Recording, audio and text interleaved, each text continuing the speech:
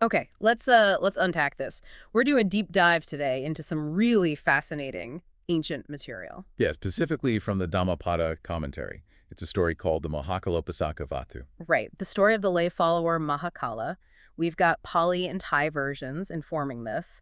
And, our goal here is to explore this story because, well, it starts with something that seems incredibly unfair. It really does. On the surface, it looks like a terrible injustice. So we want to see what it tells us about karma, about personal responsibility, and how maybe actions from a long, long time ago can ripple forward into the present. It's a classic example, really, of how these commentaries use narrative to illustrate a profound point of Dhamma.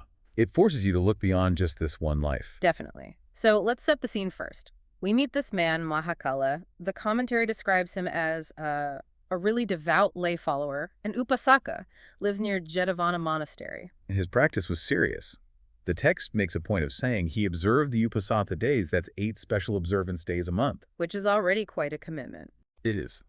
And not only that, he'd spend the entire night at the monastery listening to Dhamma talks, fully immersed. So you picture this person really dedicated, just finished this all-night session, it's early morning, and then things go horribly wrong. Exactly. What happens is thieves had broken into a house nearby during the night. Right. They get chased by the owners and they panic, dropping the stolen stuff as they flee. And where do they drop it? Tragically, right near the monastery.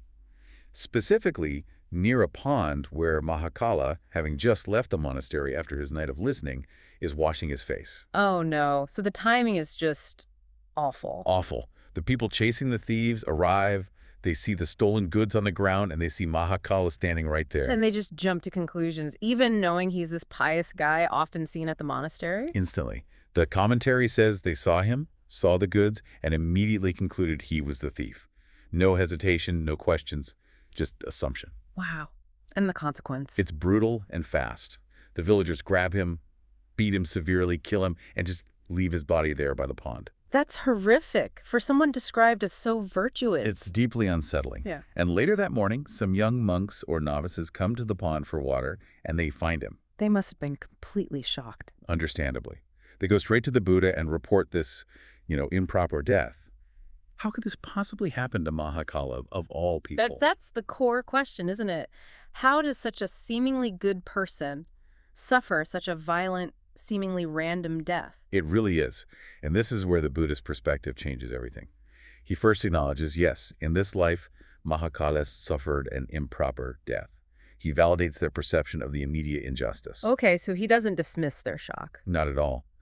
But then he says, however, this death was actually the result, the deserved outcome of karma from a past life. So the explanation lies much further back. We need the backstory. Exactly. The Buddha then recounts that past life. He tells them that lifetimes ago, the being who became Mahākāla lived in the kingdom of Varanasi. And what was he doing then? In that life, he was a king's officer.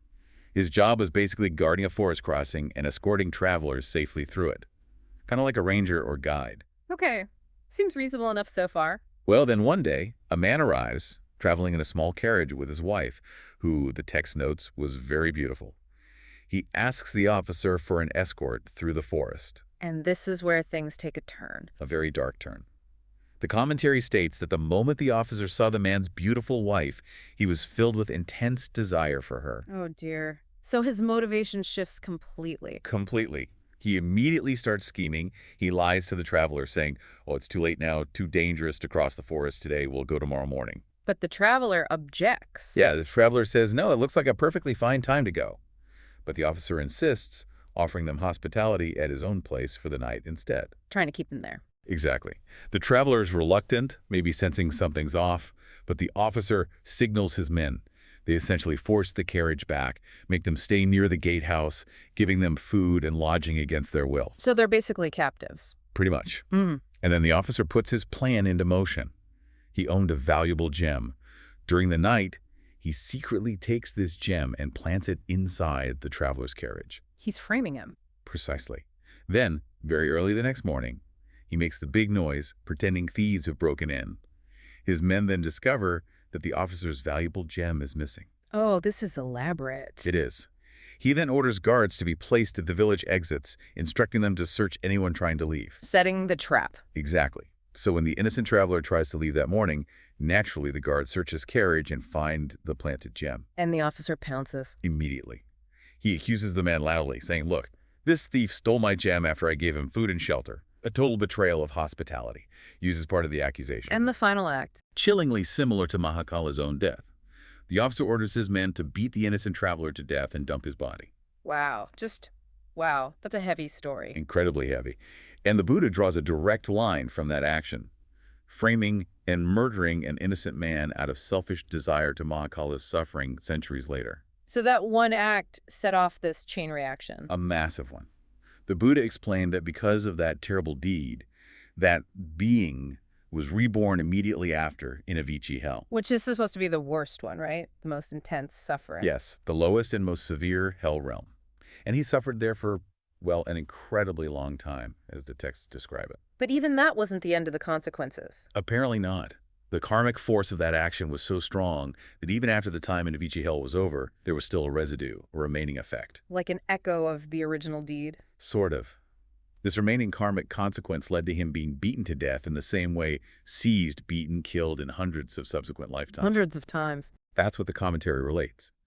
His death as Mahākāla, the devout upāsaka, was the very last time that specific karmic seed bore its fruit.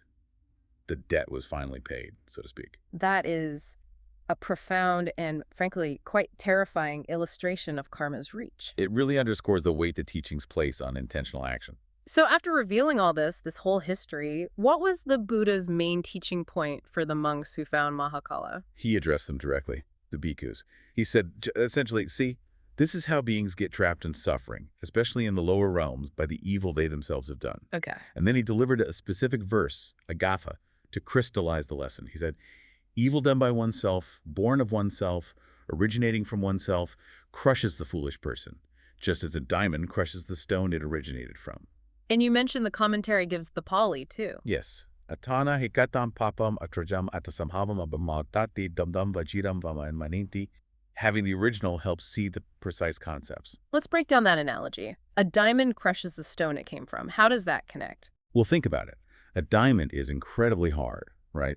It originates from ordinary rock or mineral stone, essentially under immense pressure. Right. It's born from stone. Exactly. Yeah. But once formed, that diamond can cut, grind, and destroy other stones, even the kind it came from. It turns back on its origin, in a way. Oh, I see. So the evil deed is like the diamond.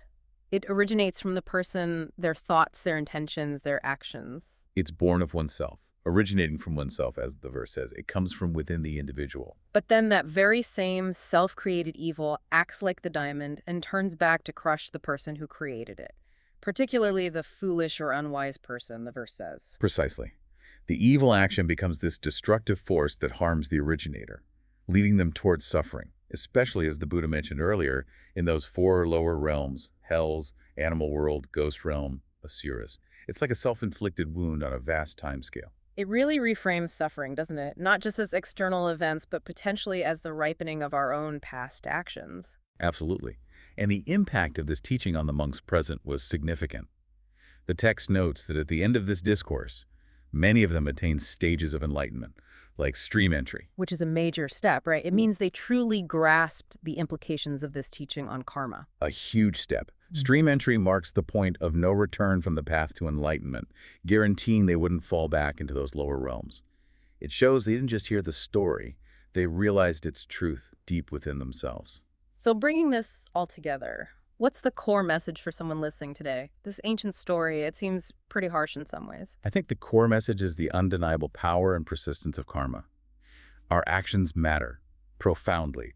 Good actions bring good results, maybe not immediately, maybe lifetimes later. Bad actions Brings suffering, even if it seems disconnected from our current life or personality. Mahākāla's death looked unfair, but the story argues it was the perfectly just, though delayed, consequence of his own past violence. Exactly.